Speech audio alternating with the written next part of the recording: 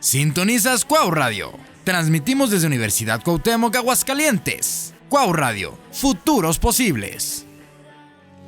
Hay dentro de mí una canción que quiere salir, sonámbula del pensamiento. Hola, ¿cómo están? Bienvenidos a un nuevo episodio de We Are Equal. El día estoy muy contenta, ya por fin estamos Emiliana y yo juntitas en cabina. Espero que todos estén muy bien en casa y la verdad es que me encuentro muy contenta. No sé tú cómo te encuentres el día de hoy, Emiliana, ¿cómo estás? ¿Cómo te sientes? Muy feliz, como siempre estoy feliz, o sea, ya estoy de vuelta. El otro programa no pude estar, pero ya estamos otra vez la dupla aquí. Yay. Bueno, el día de hoy nos encontramos con una maestra que muchísimas gracias por haber aceptado nuestra invitación. Es un placer tenerte aquí y pues te presento, se llama Carla Montserrat Ríos Martínez y pues voy a leer como una breve semblanza para que te puedan conocer y también más al ratito preguntarte de cuáles son tus hobbies, que nos cuentes un poco más de ti y profundizar y que te puedan conocer un poquito más. Pues Carla Montserrat es licenciada en psicología por la UA y candidata a maestra en estudios latinoamericanos por la UNAM. Empezó su camino político como activista feminista en ginecología, autogestiva y derechos universitarios. Ha trabajado en organizaciones sociales a favor de los derechos indígenas y en instituciones públicas en la implementación de políticas de seguridad con perspectiva de género y derechos sexuales de adolescentes. También ha colaborado con grupos de investigación en temas de movimientos sociales y feminismos comunitarios y actualmente se dedica a la docencia y a la terapia psicológica y sus intereses giran en torno al trauma social y subjetivo, al cuerpo y las prácticas somáticas.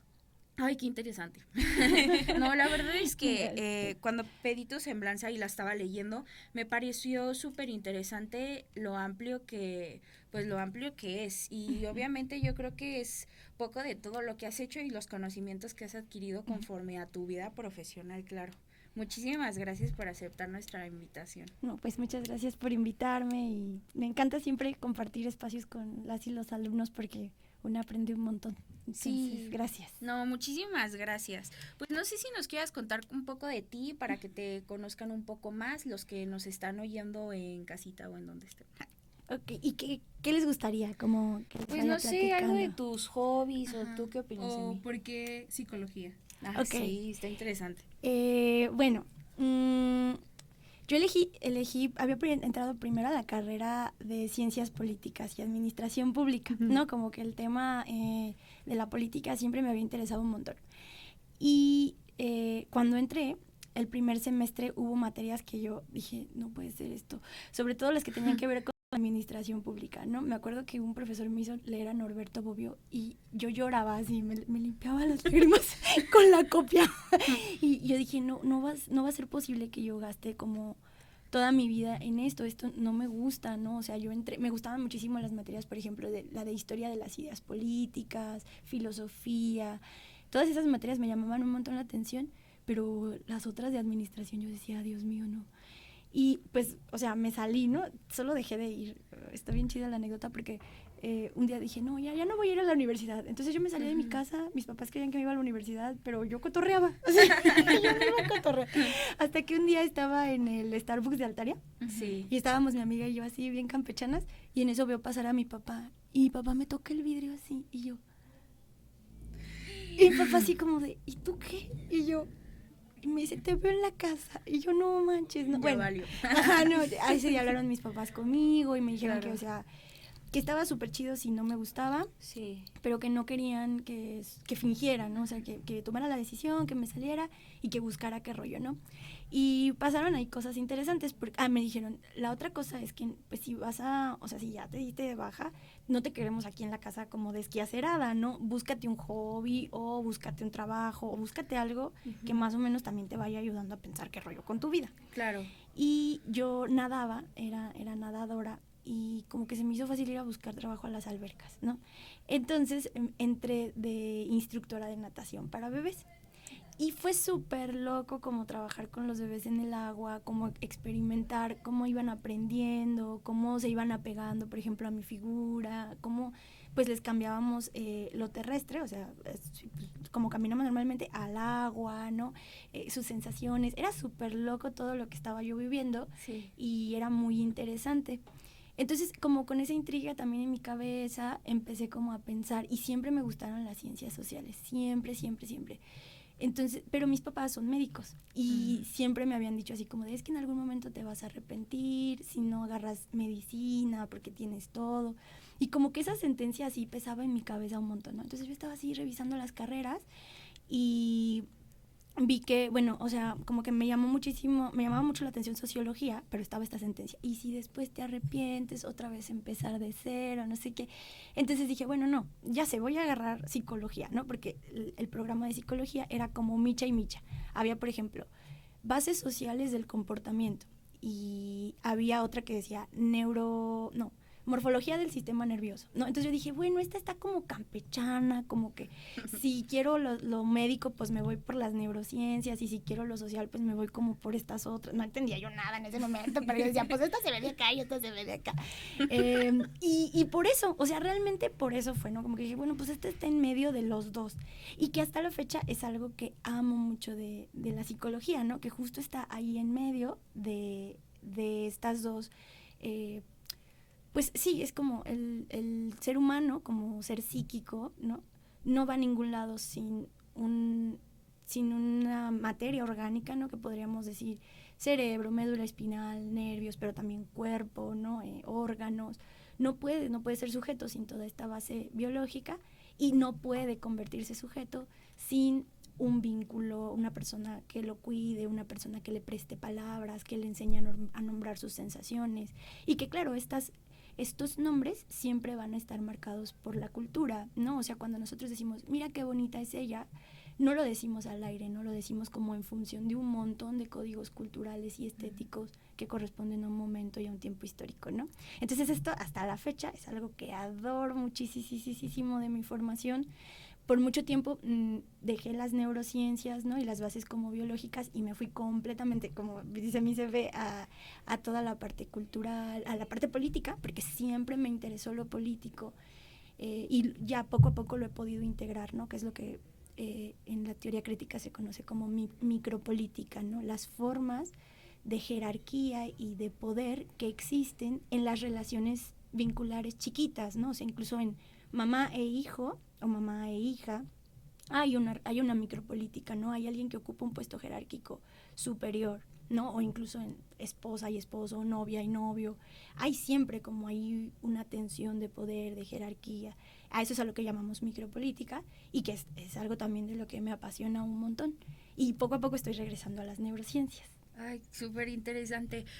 En base a esto que nos comentas y también leyendo pues tu CV, me surge la duda respecto a por qué te hiciste feminista, o qué viste, o qué leíste, o qué encontraste, qué te dijeron, no sé. Creo que cada persona que pues es feminista es base su propia historia. Entonces pues tengo esta pregunta pues que quisiera saber para ya después iniciar con el tema que vamos a estar hablando sobre el mansplaining. Sí, pues yo me enojé muchísimo en la licenciatura, ¿no? O sea, al principio todo me parecía maravilloso, me parecía así como que wow, yo encontraba el hilo negro en cada clase, ¿no?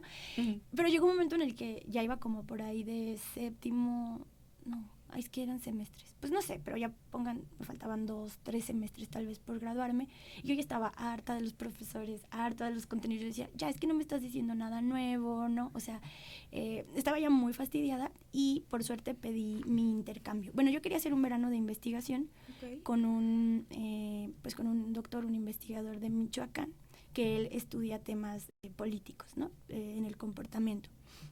Pero él me dijo, en el verano la verdad, yo viajo, yo ni le voy a hacer caso, no, véngase un semestre.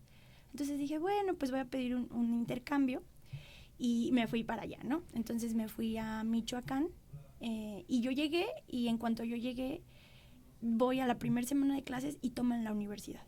Pum, la toman, y yo así de, Y entonces como que me empiezo, claro, o sea, pues aquí en Aguas eso no es algo que suene, ¿no? Aquí no hacemos huelgas, no hay manifestaciones, no hay marchas, no hay como todo este tipo de movimiento desde la sociedad civil organizada.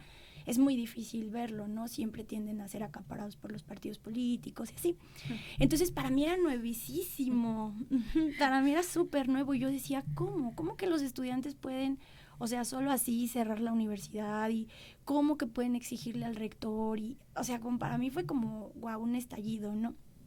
Y de la mano de este profesor, que además se llama David Pavón Cuellar, que es un ser humano precioso, ¿no? Como muy sensible. Él también, o sea, fui yendo a las clases, él me daba clases de psicología social crítica, que es esta rama de la psicología que se encarga de pensar el aspecto del poder en la vida cotidiana. Y claro, a mí me iban como cayendo así un montón de veintes y yo decía, ¿qué es esto? O sea, ¿cómo que hay como una jerarquía de género? ¿Qué es eso del género? Y me empezaron a caer así pues muchísima realidad, ¿no? Al mismo tiempo yo vivía en una casa, que era como una casa súper grande así en el centro de Morelia, y vivíamos 10 mujeres, ¿no? Entonces, claro, allí yo empecé como a hablar por primera vez en femenino, como a compartir nuestras historias, a compartir nuestras obligaciones, nuestros sentires, nuestras experiencias, ¿no? Y por ejemplo, algo que a mí me asombró y que fue de lo primero que yo trabajé en cuestiones de feminismo y género, fue el hecho de o sea, lo fácil que era acosarnos sexualmente. O sea, no había ninguna de estas 10 mujeres que compartíamos esta casa sin haber vivido acoso sexual callejero, ¿no? Y entonces lo empezamos a platicar y como que todo esto me fue despertando. Morelia es un contexto muy, muy politizado, entonces había muchísimas chicas haciendo círculos feministas, ¿no? Mi favorito fue, hay una calle muy bonita que se llama el Paseo San Antonio, y allí chicas se sentaban a tejer, ¿no? Era lo que hacían, como te invitamos a la tejedera, y lo único que hacían era sentarse a tejer, y poco a poco en las pláticas iban hablando como de las relaciones con sus parejas, y como que había una constante, ¿no? Ahí como de violencia, como, pues sí, de riesgo de algunas cosas, ¿no? Muchísimas agresiones sexuales también dentro de la universidad, y como que por ahí me fui empapando de la mano también del doctor David, y como que yo cada sesión que teníamos revisión de avances de investigación, yo llegaba y le decía, es que, ¿por qué pasa esto? Y él como que me escuchaba, me acompañaba, otras maestras también, y bueno, la verdad es que fue como de la mano de mis 10 roomies, bueno, de mis 9 roomies, y de otras activistas feministas, ¿no? En la ginecología autogestiva empecé con una docente, con una doctora, Marcela, que ella también, o sea, hacíamos literal sesiones como exploratorias, ¿no? De conocer, no sé si conocen el patito, es un instrumento de ginecología. Está el canal vaginal y el patito entra y extiende el canal vaginal, ¿no? Sí. Que es una cosa bastante terrible, o sea, lo usan, digamos, los ginecólogos, pero como a través de esos espacios empezamos también como a explorar qué sería usarlo nosotras, cómo se usa, ¿no? Entonces, una cosa como bien interesante, pero fue gracias a ese boom de cambiar de contexto, de encontrar un contexto politizado y con mucho movimiento civil, ¿no? Sí, ay no, pues la verdad que genial. Sí, la verdad que genial. Pues esta forma de, ay, pues, ¿cómo podría de construirnos y a la forma de construirse, ¿no? Sí. Es súper interesante eso, la verdad. Y sí, yo apenas estoy como, bueno, en este cuatri, yo estoy teniendo como más clases así como de ciencias políticas, ética y ese tipo de cosas. Entonces, cuando empiezan como a tirarnos algunos factos, es como de que, ay, no, sí estaba como muy metida en mi burbuja, o sea, no estaba pensando en más allá de, o sea, de cosas que me favorecen o que yo creo que me favorecen a mí. Entonces, sí, un profesor, el que ahorita nos ayuda mucho, o sea, dicen que leamos y todo ese tipo de cosas, y sí nos dijo que a veces estamos tan acostumbradas como a nuestro contexto, y ya cuando vamos a otro lugar y vemos, o sea, cómo son las cosas, y empiezas como a, no sé, a compararlo con tu vida, que a veces, pues, o sea, sí pasaban cosas, pero tú no las veías o las normalizabas, como a veces pasa. Entonces, creo que también esto que está platicando la maestra tiene mucho que ver con el tema que vas a abordar, Fer. Perdón. No, sí, la verdad es que sí. Pues, el mansplaining. Ajá, claro. Así es. Ay, no, qué cosa tan más obvia. No, sí. Pues hay que empezar a hablar por este tema que considero que es un tema súper interesante y bueno, yo lo considero súper nefasto y perdón, pero me acaba de suceder una situación el fin de semana pasado con un hombre que estudia ciencias políticas y yo estudio derecho. Entonces me empezó a hacer mansplaining y después empezó como a tratar de humillarme. Ay. Entonces, pues la verdad es que yo lo enfrenté. Lo enfrenté y le dije en cara, ¿sabes qué? Te estás burlando, eso es lo que estás haciendo, entonces conmigo no te equivoques, no te acerques así a burlarte y a hacer menos lo que estoy estudiando, las habilidades que tengo y los conocimientos que he adquirido con mucho esfuerzo. Entonces conmigo no te equivoques. Creo que el mansplaining es algo que muchísimas mujeres nos enfrentamos día con día profesionalmente, hablando. Y creo que es una forma en que los hombres se acercan como de forma condescendiente a como a explicarte algo que posiblemente ellos ven que tal vez no entiendas, pero sí entiendes, ¿no? No sé ustedes cómo pudieran definirlo, si lo han vivido o qué opinan al respecto sobre pues este tema que pues que es súper común vivirlo. Pues yo creo que yo lo definiría como un ejercicio de poder, ¿no? Siempre que como que pienso en un ejercicio de poder, pienso como, no sé si han visto a los perritos cuando juegan entre ellos y uno le pone la patita a otro encima. Ah, sí. ¿No? Entonces, a mí me gusta como esa imagen porque siento que ese es un ejercicio de poder, ¿no? Es como, yo te estoy señalando quién va arriba, ¿no? Como quién manda. Y, bueno, siempre que doy clases les digo, en mis momentos más histéricos feministas, porque también siento que a lo largo de mi trayectoria feminista he ido como equilibrando un poco también mis posturas, ¿no? Y al principio sí era así como de, ay, los hombres, tal, pero un poco también avanzando, acompañando como terapeuta a otros hombres, a sus discursos, a sus sentires, como que cada vez he optado por una posición que nos lleve como a equilibrar las posturas, ¿no? Y parte de lo que yo creo que pasa acá es que es algo cultural, o sea, a los hombres les han enseñado que tienen que saber y que tienen que saber por encima de nosotras, ¿no? Entonces este ejercicio de poner la patita es como cállate porque el que sabe soy yo, desde mi perspectiva, ¿no? Y bueno, eso. ¿Cómo podría definir el mansplaining? Como un ejercicio de poder que tiende a visibilizarse a través de los saberes, ¿no? Pero porque claro, saber, o sea, el hacer saber que sabes también te da un lugar de poder, ¿no? Es como, no le vas a creer a Juan de las Cuerdas sobre un tema de ciencias políticas, vas a creer credenciales, ¿no? Y eso te da un lugar, una jerarquía, un espacio de poder, ¿no? Entonces también es una forma como de decir, como dice esta Rita Segato, de disciplinamiento de los cuerpos, ¿no? Es disciplínate, recuerda tu lugar. Sí. Y que a veces lo hacemos de forma inconsciente, ¿no? O bueno, lo hacen. Pues sí, ¿verdad? Emi, ¿tú qué opinas sobre esta práctica? Bueno, se me hace muy interesante la palabra, la palabra poder, porque a veces nada más, no sé, creemos que el poder nada más está en la política o así, o en alguien que tiene, no sé, demasiado dinero, se puede observar, o sea, no sé, se puede interpretar de varias maneras, pero sí es como, no sé, aquí por ejemplo en radio nosotros creemos que el que tiene el poder es Rodrigo. Ajá.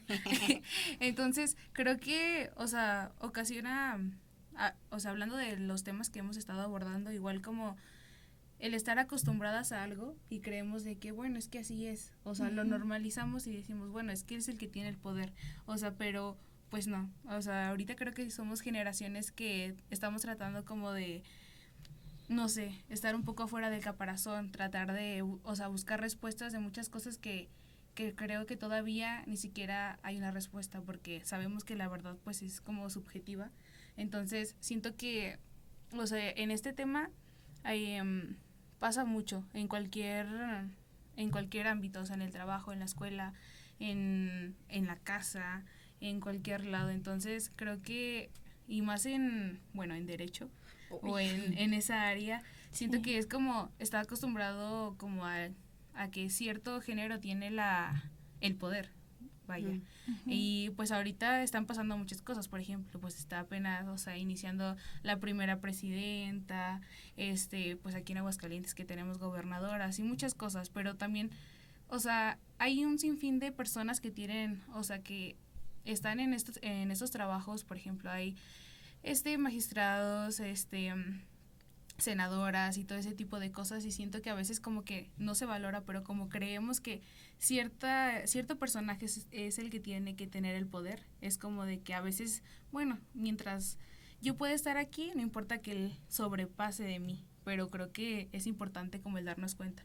Y como tú lo hiciste, Fer, creo que es como una buena manera. No, o sea, de que Y yo, o sea, le dijiste a la persona que te estaba, sí.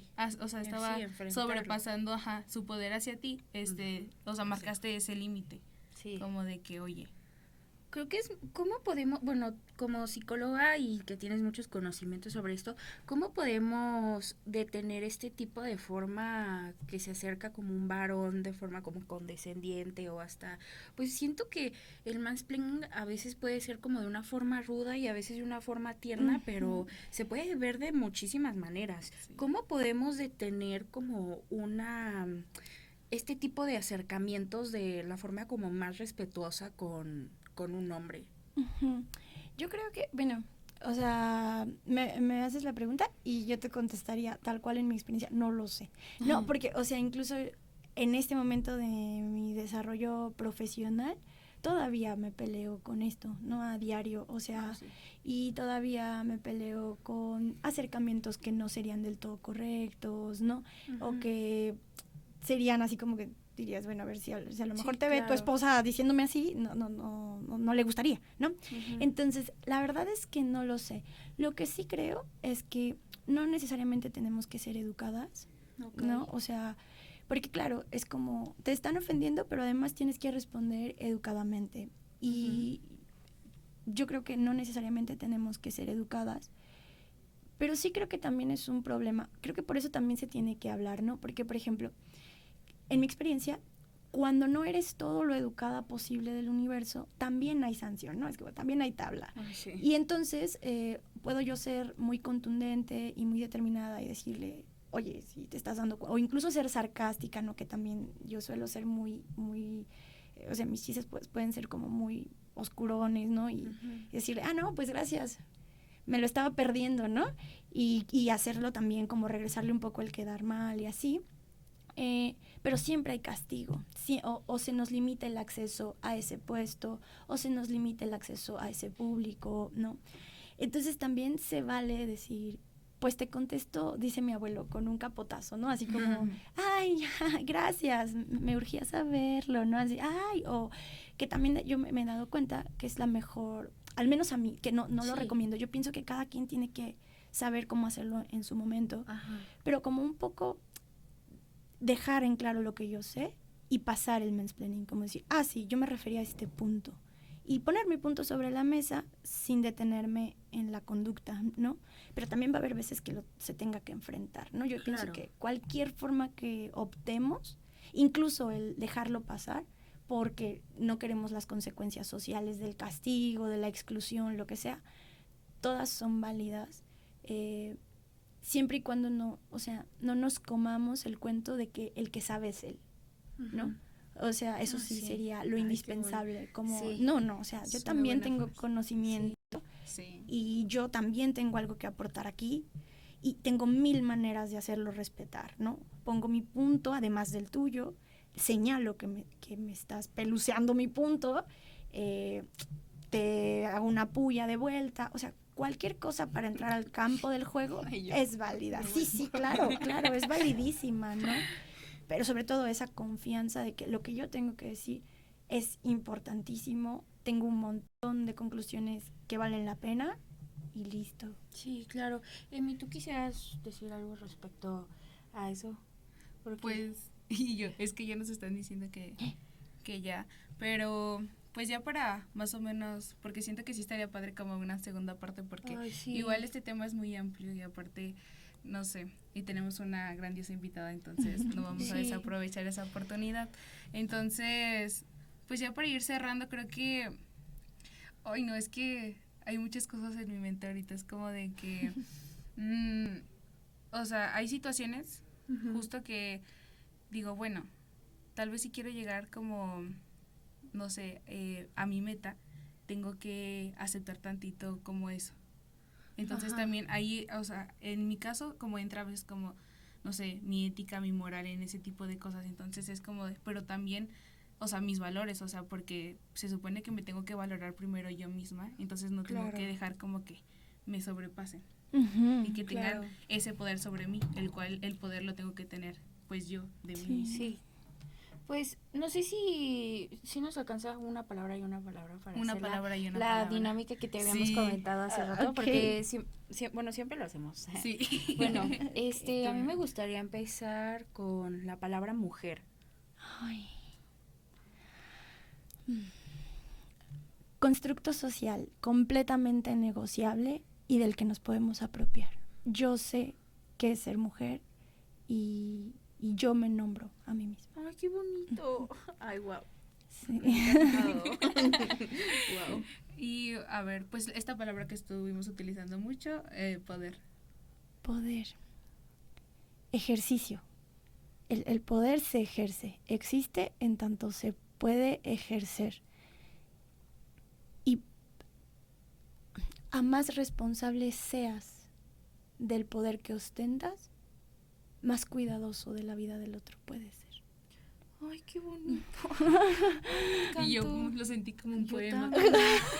Y yo, wow. Y yo, es terapia. Sí, ya sé. Te lo juro. Ay, bueno, me ha encantado el programa de hoy. La verdad es que, ay, no sé si te voy a invitar más. Ay, sí, me ha encantado, claro. la verdad, porque creo Muchas que gracias. esto se puede prestar a muchísimos otros temas. Sí, la verdad. Sí, sí. Y todavía tiene muchas cosas más que contarnos. Sí, claro que sí, chicas. Sí. Bueno, voy a leer la frase del programa que es de Rebecca Snow, algo así, que es escritora y ensayista. Sí. Y bueno, dice, cada mujer sabe de qué hablo. Es la forma en la que ciertas conversaciones se convierten en lecciones y tú en una alumna no solicitada. Es de un libro que se llama Los hombres me explican cosas, No del 2008. No entendí. A ver, me lo... Te lo vuelvo a repetir, dice, cada mujer sabe de qué hablo. Es la forma en que ciertas conversaciones se convierten en lecciones. Y tú, en una alumna no solicitada. Ah, ya. Ok. Sí. No, pues sí. Y tú, no, pues pásame mi 10. Ya sé. Y yo, bueno. Ay, bueno, muchísimas gracias por haber venido. Estamos muy contentas. Ay, se pasó el tiempo bien rápido. Sí. Se pasó 30 minutos súper rápido. Ay, Es que sí. es media hora lo que grabamos y se pasa de volada. Sí, fue muy rápido. Bueno, pues nos vemos pues- el siguiente episodio y pues vamos a traer más a la maestra Carla con nosotros. Muchas Muchísimas gracias, gracias y nos vemos hasta el siguiente viernes.